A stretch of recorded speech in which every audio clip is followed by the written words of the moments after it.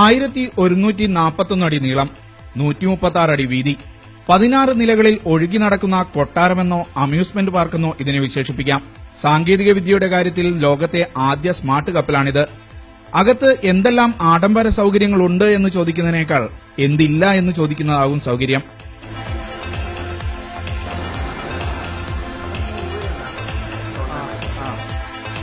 അകത്തെ ബയോണിക് ബാറിൽ പാനീയങ്ങൾ വിളമ്പുന്നതുവരെ റോബോട്ടുകളാണ്.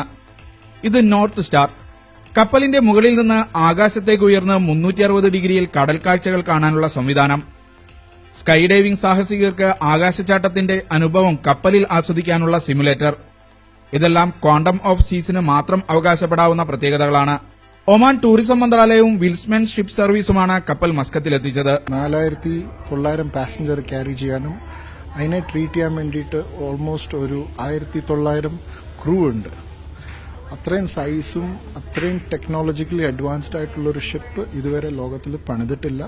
2014 ആഗസ്റ്റിൽ നീറ്റിലിറക്കിയ ഈ കപ്പലിൽ റെസ്റ്റോറന്റുകൾ മാത്രം 18 എണ്ണമുണ്ട്.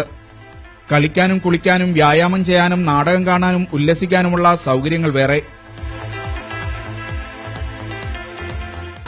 ആഡംബരങ്ങളുടെ അവസാന വാക്കായ ഈ കപ്പലിന്റെ അടുത്ത ലക്ഷ്യസ്ഥാനം നമ്മുടെ കൊച്ചിയാണ്.